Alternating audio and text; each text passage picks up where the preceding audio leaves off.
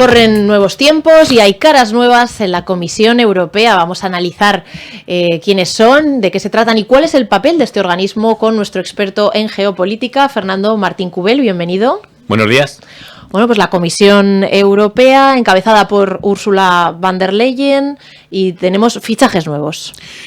Sí, tenemos fichajes nuevos, tenemos una nueva Comisión Europea, por cierto, donde, sobre todo en el caso español, nuestra vicepresidenta de gobierno ya casi no, va a ser una de los puestos más potentes, Teresa Rivera en su nombre. Pero después de un proceso en el que el Poder Legislativo Europeo tiene un papel determinante a la hora de que todo el grupo de los comisarios puedan al final salir adelante, y por lo tanto esa propuesta de Ursula von der Leyen, es decir, todas esas propuestas de los diferentes puestos de comisario, los presente ante el Parlamento Europeo.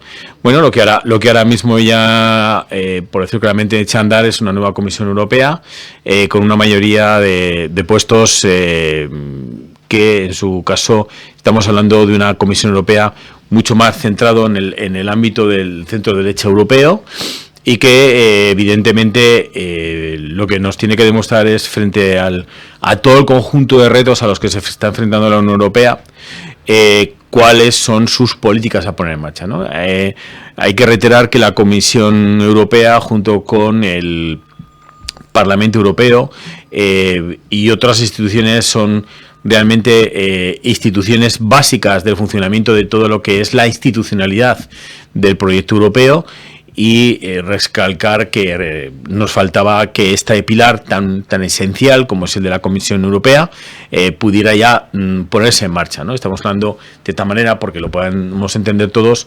de nuestro poder ejecutivo, ¿no? En el ámbito europeo, y esto ya lo tenemos.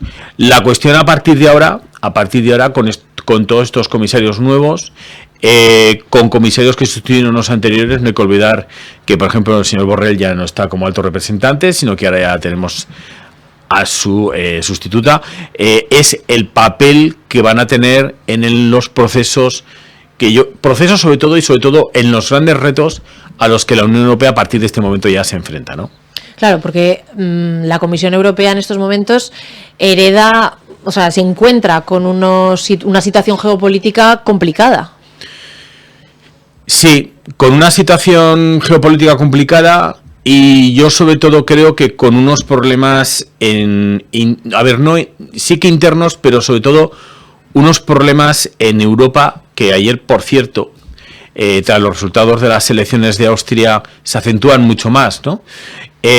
Hay un doble riesgo, que es un riesgo de tipo nacional, no de la Unión Europea, de tipo nacional, de cada uno de los estados, que es cómo repercuten estas elecciones con los resultados que se dan y con los tipos de gobierno que están amaneciendo a la hora de llevar a cabo políticas europeas, porque la Unión Europea no tiene todas las competencias con carácter exclusivo, y por lo tanto hay ciertas cuestiones en las que la Unión Europea debe, entre comillas, dialogar para llegar a acuerdos. Por ejemplo, el tema de inmigración, por ejemplo, en el tema de política de defensa y de seguridad, cómo todo esto se pone en juego. Y luego hay otro riesgo también, que no solamente es por decirlo de una manera, de sus miembros, que es el interno, es decir, ver el resultado en el Parlamento Europeo, que, bueno, pensábamos que íbamos a tener un gran aumento del papel de la bancada, eurocéptica, sí que lo ha habido, pero ese discurso eurocéptico también está calando en lo que serían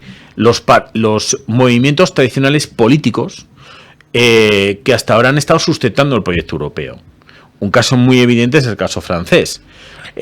Cuesta a veces saber si lo que está haciendo Emmanuel Macron, sus políticas de gobierno, son políticas que no distarían mucho de lo que haría el partido de Jean-Marie Le Pen, ¿no? Entonces, yo creo que ese reto interno de si el proyecto europeo va por la línea adecuada o lo que se está haciendo es una involución del proyecto europeo, creo que es una cuestión que habría que tener, dar una alerta a ello y tenerlo muy presente, ¿no? Bueno, decíamos que en este panorama se encuentran, por ejemplo, con Ucrania, con Gaza, Líbano. Ahí, como tú has apuntado, esa ese nuevo sesgo desde la Comisión de prestar más importancia a esos aspectos, ¿no?, que a otros, también va a influir en el resto del comportamiento de los comisarios. Sí, y sobre todo algo que también habría que destacar, y es la Unión Europea frente a retos como es generar el ecosistema de inteligencia artificial, competitividad. No hay que olvidar que hace nada ha habido un informe de Draghi en el que se dice claramente nos hemos estado centrando en cuestiones que son importantes, pero hemos dejado otras en las que tendría la Unión Europea que no perder su posición, es decir, competitividad económica, mejora de la situación de las empresas, porque todo eso también repercute en el fondo en observar ciertos resultados electorales en la Unión Europea, ¿no? Entonces, vamos a ver, cómo empieza a marchar esta Comisión Europea, si sus objetivos son sobre todo centrarse en un reforzamiento del proyecto interno, cuestiones de banca, en cuestiones de capital, como te digo, en cuestiones del reforzamiento del papel de las empresas, y en otros aspectos en los que a lo mejor se ha dado una imagen por parte de la anterior Comisión Europea de estar como muy centrada. Es verdad que en el tema de Ucrania, cómo no nos iba a estar centrado en esa cuestión, ¿no? Pero más ver cómo reforzamos las capacidades internas a nivel económico, político, social, jurídico de la propia Unión Europea frente a aquellos otros que están ahí y que evidentemente también quieren tener una plaza, un lugar en este mundo en el que hay un alto grado de competitividad. Claro, también tenemos que pensar, tenemos por otro lado las elecciones norteamericanas que también influyen en los movimientos a nivel mundial y que tenemos que ser fuertes, ¿no? Europa, para diferenciarnos y para plantarnos ante las situaciones con nuestro propio criterio. Sí, yo creo que además esta cuestión que planteas es algo que aquí en un momento determinado también lo comentamos y hay que insistir mucho en ello, y es en la idea que la Unión Europea es un proyecto que tiene que mantener evidentemente no romper las relaciones euroatlánticas, mantener esas relaciones, pero tener una identidad dentro de esas relaciones. Y ese paso adelante, esté la administración Kamala Harris, esté la administración Donald Trump, porque al final, si lo estamos observando hoy día en lo que estamos viendo en Oriente Medio, ¿cuál sería la diferencia a lo mejor, ¿no? En una administración republicana con una administración ahora mismo que es demócrata, ¿no? Pero creo que reforzar ese lado europeo del proyecto de 26 Estados miembros respecto a lo que son nuestras relaciones con otros socios que son prioritarios, yo creo que es un aspecto que también tendría que ser la línea de trabajo y de desarrollo de la nueva Comisión Europea. Es decir, somos una europea, tenemos una buena relación con ciertos socios que, como te digo, son prioritarios, pero tenemos que dar ese paso adelante, demostrar que hay una identidad europea, demostrar que hay unos intereses europeos y demostrar sobre todo algo que me parece mucho más importante, que yo a veces también lo reitero mucho. Este es un proyecto que no llega al siglo, no tiene un siglo. Y tenemos otros socios, otros países, el caso de China, el caso de Rusia, el caso de Estados Unidos, donde evidentemente su pasado nos superan en años. Estados Unidos son más de 200, son desde el siglo XVIII, Rusia estamos hablando de más de un milenio de historia, de comunidad, de cultura, de muchas cosas. Nuestro proyecto es un proyecto que no tiene ni 100 años. Y por lo tanto tenemos que ir avanzando muy despacito para el salto adelante que se quiere dar. Entonces, y saber también en qué aspectos de la realidad global podemos tener una voz. Porque hay otras en las que vamos a tener un papel secundario y tenemos que admitirlo, tiene que ser así. Pero hay otros en los que no. Y ahí es donde yo creo que la Unión Europea tiene que mostrar el vuelco o la capacidad de esa identidad, de ese interés por ser un actor esencial y fundamental. Voy a leerte algunos nombres que son parte de la Guardia Pretoriana de Ursula von der Leyen, además de Teresa Rivera. También está Stefan Sejourné, Henna Virkkunen, Piotr Serafin, Vladis Dombrovskis, Maros Šefčovič o Dubravka Šuica. Comisarios que tendrán que poner el peso, los valores de la Unión Europea por encima de sus propios países.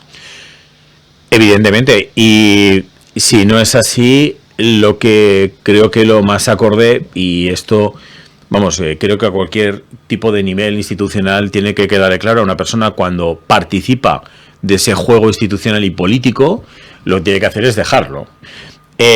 Tenemos que ver en algunos ejemplos, sobre todo en el caso creo que es del comisario, hay un comisario que es húngaro y algún otro, si realmente hay un papel que va más allá del hecho en sí de ser comisario. También nos pasa con el puesto creo que es de la nueva alto representante de la Unión Europea, que sustituye al señor Borrell, que ahora mismo no recuerdo su nombre, que pertenece a un país demasiado, por decirlo de una manera, cercano a las fronteras de Rusia, que evidentemente tiene unas sensibilidades que son muy particulares y que tenemos que entender, y si va a ser capaz de saber compaginar ese sentimiento, esos intereses, esa sensibilidad como alto representante respecto a su procedencia, ¿no?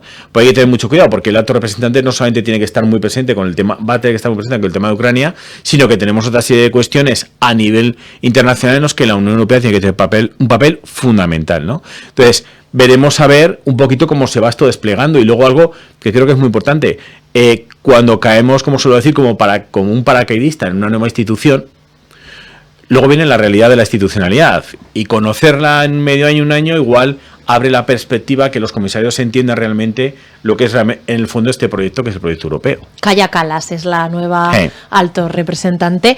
Y brevemente, Fernando, no quería dejarte escapar sin preguntarte por la situación de México.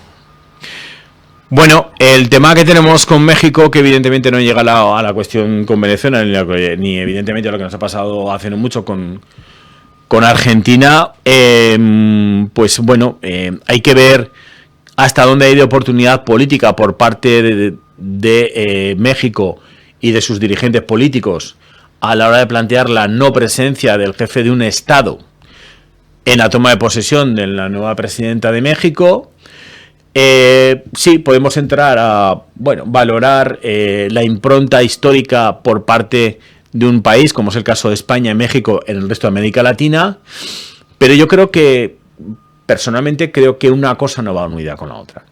Es decir, que un jefe de Estado tengamos que entender que le pidan una rectificación frente a una forma de entender la historia, que es evidentemente la que hay en ciertos sectores de la política mexicana, no tiene que llevar a que haya el no permitir esa participación, ¿no? Yo creo que aquí se confunden planos de todo tipo, y yo creo que, espero que la situación no llegue mucho más allá, pero sí que también, por finalizar, creo que es importante que de los dos lados, de los 3, de los 4, de los 5, de los diferentes posiciones en los que se puede analizar, en este caso la presidencia española, como pueda ser la francesa o la británica en su momento en otras zonas del mundo, yo creo que sí que es importante analizar esas diferentes historias, sin más. Es decir, no tenemos que tomarnos el que un tipo de historia sea la dominante. Yo, por ejemplo, que he estudiado historia moderna y contemporánea, sí que una cosa que entiendo es que hay muy diferentes historias de un mismo acontecimiento. Y yo creo que ahí es donde tenemos que ir, ¿no? Porque el otro, si no, es generar un relato dominante, sea el que sea, tanto en nuestro lado como en el otro, y convertirlo en esa historia que domina las relaciones entre dos países, ¿no? Y yo creo que ese no es el camino acertado. No se puede decir que todo fue negativo ni todo fue positivo, sino que tenemos que entender esos claros oscuros que hay en las relaciones que se establecen en un momento determinado por una situación muy concreta, ¿no? Que fue nuestra llegada, evidentemente, allí a América Latina, y que trajo consigo pues aspectos que son positivos y otros no tanto. Pero creo que vincularlo esto a la no presencia de un jefe de Estado no me parece lo más acorde, ¿no? No creo que sea la vía del diálogo.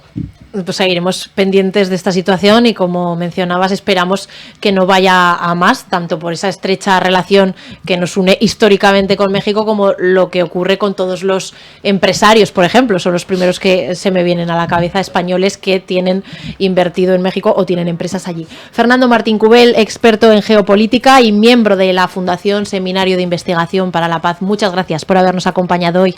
Gracias a vosotros.